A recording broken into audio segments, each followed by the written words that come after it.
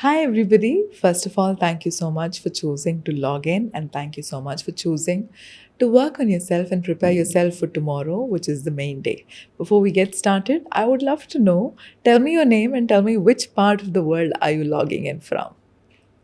Just type it in the comment box or the chat box below. Which part of the world are you all logging in from? Chennai, Bangalore, London, Houston, Chennai, Bangalore, Hyderabad, Mumbai, Pune. Where else are you logging in from? Pune, Coimbatore, Chennai, Bangalore. That's lovely. It's so lovely to see all of you from different parts of the world. And type in the comment box what is your intention for today? Because I have a specific intention for all of you today, but I would love to know what is your intention for today? To understand myself better, to go deeper, to prepare myself for tomorrow, to go much deeper inside of myself, to become the best version of myself, to heal, to grow, learn how to manifest. A bunch of intentions.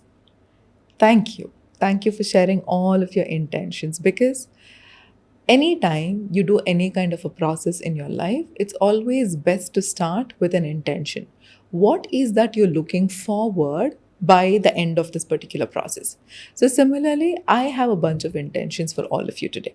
So, generally, because you've seen me speak a lot about healing, manifestation, law of attraction, uh, it's very rare that I do sessions like this because only in my advanced programs I do teach people and talk about sessions like these. But I was really inspired to do a session a day before Mahashivaratri so that it prepares all of us and helps us understand the true essence of what is that we're looking forward in Mahashivaratri. To just get started with this, first let's understand this has got nothing to do with religion. Because I am a firm believer that every religion talks about the same concept. The concept of you and divine are one and the same. And I have an analogy for this. Imagine thousands of years ago, there were different tribes and different communities of people where they could not really communicate with each other because they didn't have the kind of mechanisms that we have right now in terms of communication. So back then, at least one person in the tribe or the community started asking very deeper questions to themselves. Something kind of came within them as an inspiration or a quest. And they started asking very deeper questions to themselves, saying, what is the purpose of all of this? Why are we even alive? Why are we put on this earth? And why is that human beings go through a lot of suffering? And in that context, irrespective of what time period that it was, we can call them yogis, rishis, sadhus, or we can call them enlightened beings. They figured a way out to break the illusion, to typically break the Maya and realize. Knowing and realization are two different things. Knowing is something that you understand intellectually, realization is something that happens to you. So they realize that divine and them are one and the same, and everybody had a very different path. And because everybody had a very different path based on the tribe, based on the community, based on the bunch of people back then, they ended up teaching them the process that they used to attain divine or attain enlightenment, nirvana, you call it anything. And that is how all these religions were born. All the religions have only one commonality in them, which is they have a lot of commonalities, but the crux and the major commonality in all of the religions is for you to realize you and divine are one and the same. And that is my intention for today.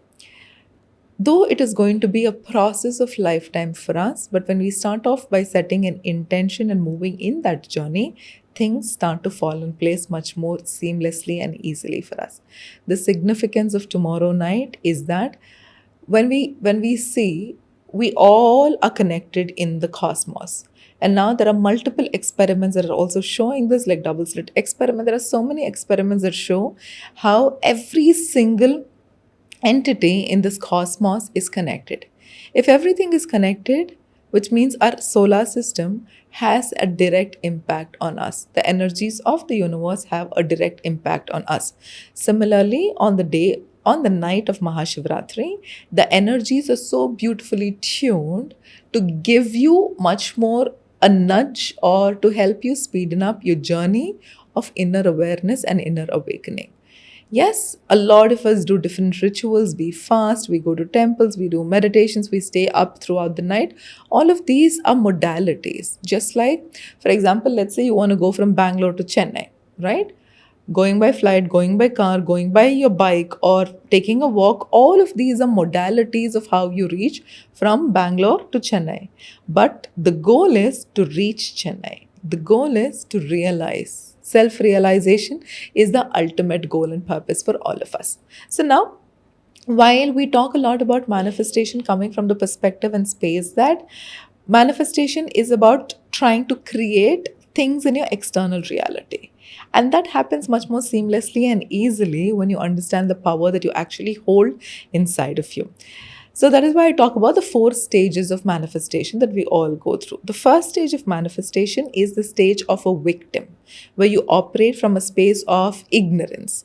I don't know who I am. I don't know why my life is the way it is right now. I have no idea why I'm stuck upon the challenges I'm going through, and we live the life of a victim.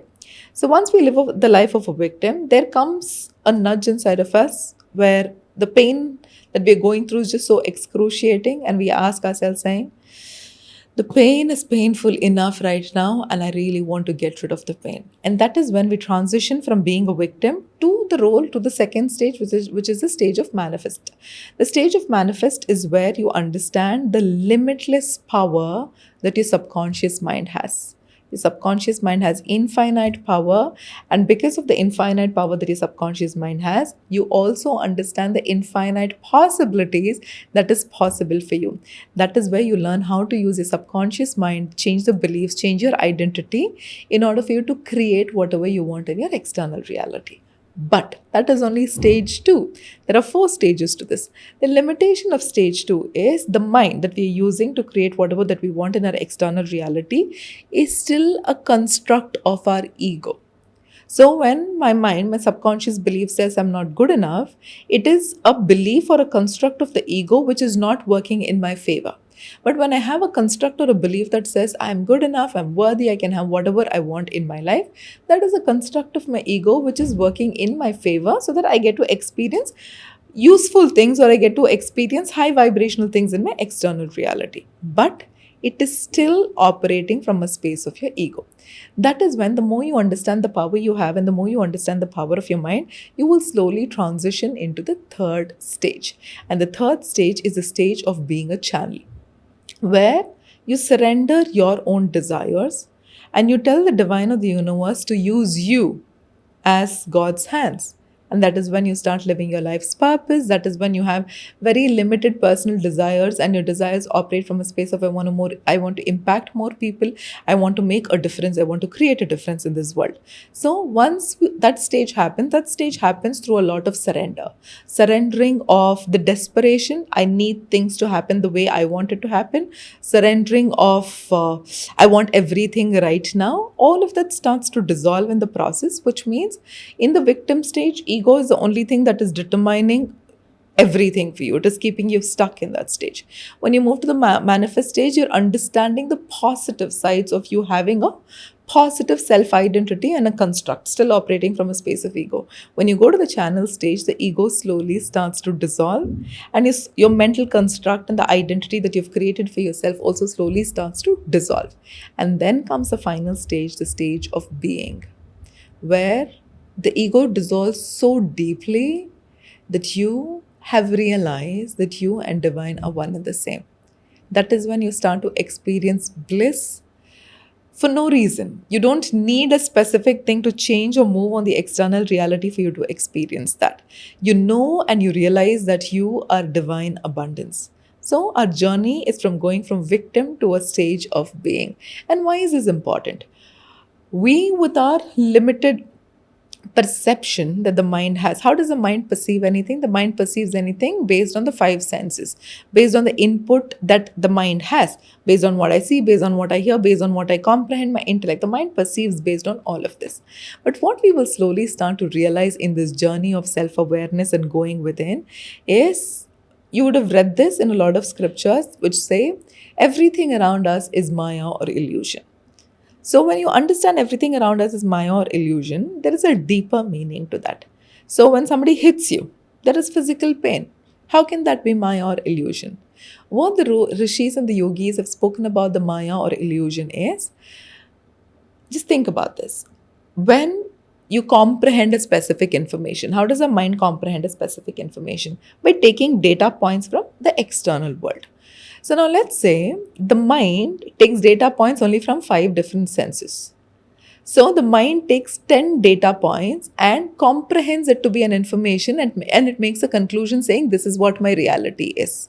But the truth is there are 10,000 different data points that our 5 senses are not able to sense in this reality right now. Even what I see right now and what you see right now on the computer is a small spectrum of the entire light that is there. The small spectrum of visible light. That does not mean the remaining frequencies of light does not exist. It only means our mind has the potential to comprehend only this. So, because the mind makes meaning out of what is happening in our external reality dependent on the limited data or limited data points it has, we are not able to understand the reality for as it is.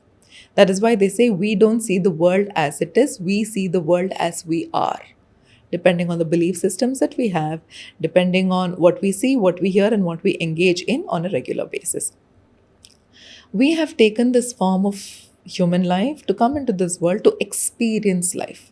But human ego or the intellect makes us believe that only good experiences are the experience I'm going to experience, which means any experience which is a part of your life, your ego makes you believe that it is either a good experience or a bad experience.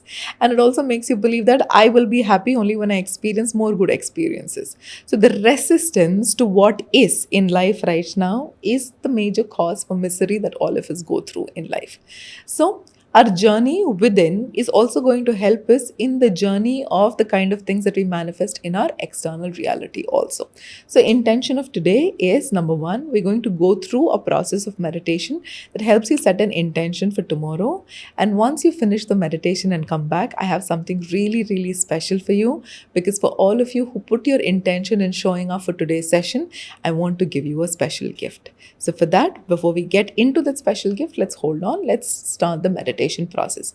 For this process, I would like for you to sit with yourself comfortably in a room where you don't have a lot of noise and in a room where you are not disturbed. So number one, take your phone. If you're using your phone to do this process, perfect. Put it on do not disturb so that nobody disturbs you. If you're watching this on your computer or if you're watching this on your television, perfectly fine. Sit very comfortably for a minute. Sit very comfortably. Close your eyes and take a deep breath in and let it out through your mouth. Very good.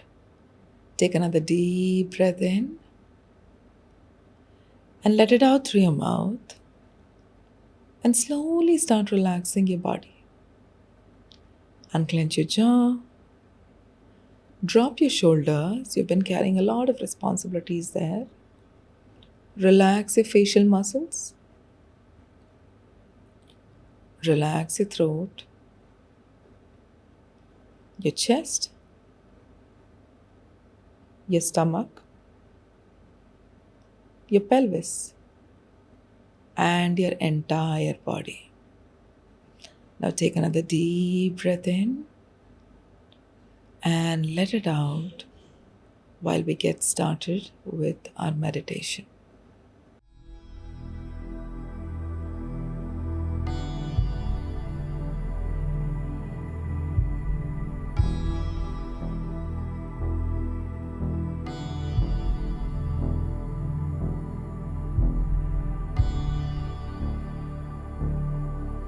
Close your eyes and take a deep breath in and slowly exhale. Very good. Take another deep breath in and slowly exhale. Tomorrow is Shivratri, but tonight we prepare not the flowers, not the lamp, not the offerings. Tonight, we prepare the one who will sit in meditation tomorrow. Take another deep breath in and imagine you are entering a silent temple. There are no idols here, only space and only stillness. This temple is your own awareness, and Shivratri is not the night of worship, it is the night of dissolution. Shiva represents pure consciousness, the formless and the witness. Tomorrow is not about asking for something. It is about dissolving what you are not.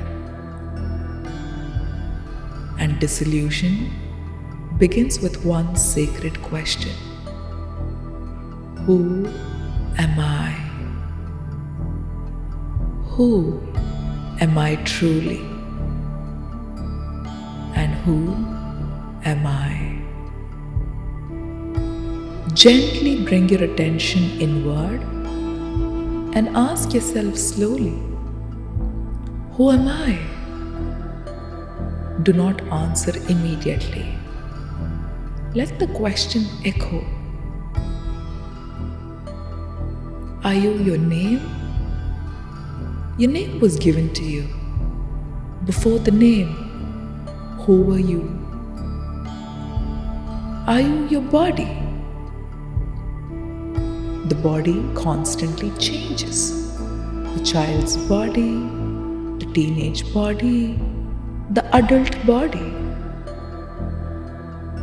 If the body changes, are you truly the body?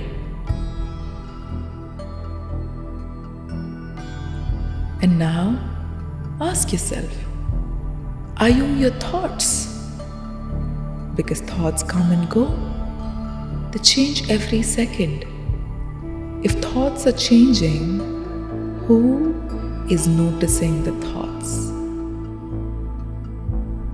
Are you your emotions? Emotions rise, peak, and dissolve. If emotions move, who is aware of the movement? Just stay here in the questions and all the sensations that appear in your body as a result of you asking yourself the questions.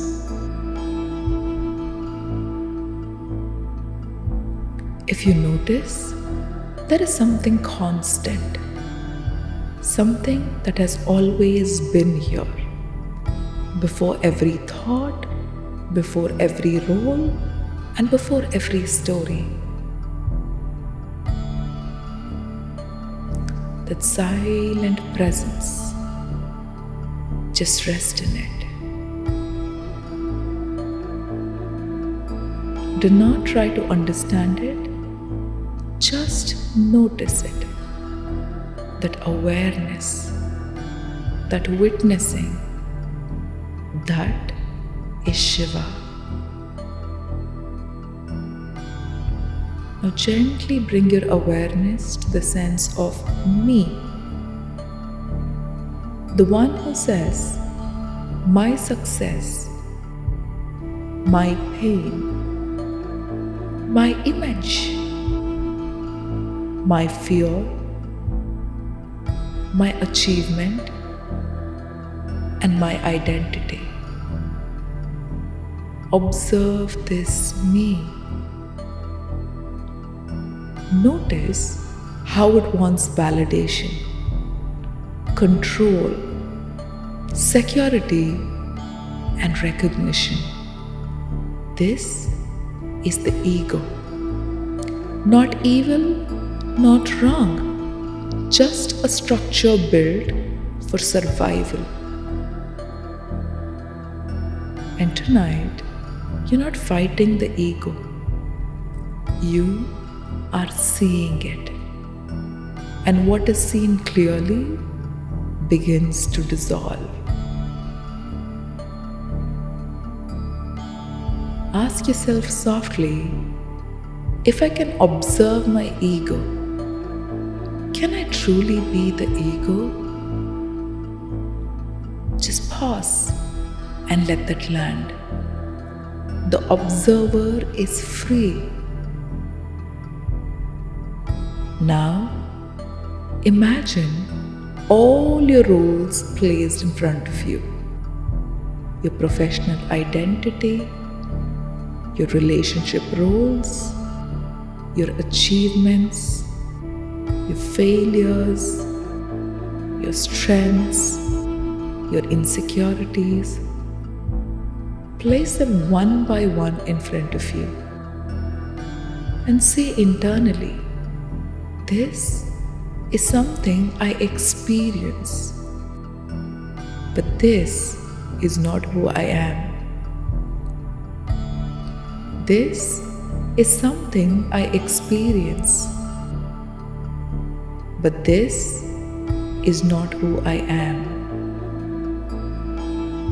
Watch each identity gently turn into ash. Because ash is sacred in Shiva's symbolism. It represents what remains when illusion burns away. You're not destroying yourself, you're just shedding what is not essential. Underneath all identities, there is stillness. And just rest in that stillness. Tomorrow, during Shivaratri, when you chant, when you sit in silence, when you perform any ritual, just remember, the real offering is not milk. The real offering is not flowers. The real offering is the ego. The real offering is the false identity. Silently affirm to yourself, tomorrow I offer who I am not. I am willing to see beyond my story. I am ready to awaken. Feel the quiet strength in that decision. And now, take one final deep breath in. And now, stop seeking, stop questioning, stop trying, just simply be.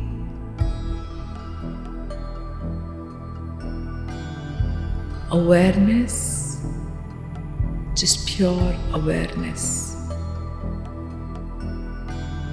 No label, no identity, and no effort. Just simple presence. And when you're ready, slowly bring movement to your fingers. Gently open your eyes and carry this question into tomorrow. Who am I beyond everything I think I am? Because Shivaratri is not about becoming spiritual. It is about realizing you were never just the identity you believed yourself to be. Now, let that slowly start to sink in.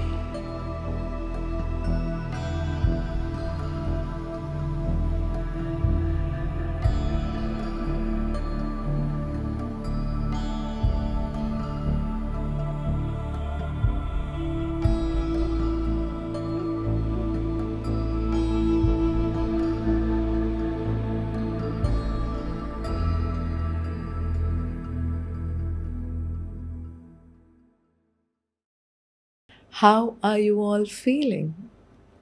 How are you feeling? Blissful, content, happy, blank, high, feeling happy, feeling elated, energized, blissful, grateful, happy, joyful. Perfect. Perfect. Whatever emotion you're feeling, it's exactly what you're supposed to feel. This is going to prepare you for tomorrow. And tomorrow, what I would highly recommend is in the night, I would recommend for you to keep away any of the distractions, take a good shower, set an intention saying, my intention for tonight is to take a journey within and to realize who I truly am. Because every journey within starts with self inquiry. Who am I truly? Who am I truly without my name, without what I do, without anything that my thoughts make me believe, without my self identity, without my construct, without anything? Who am I? And that is where the true bliss lies.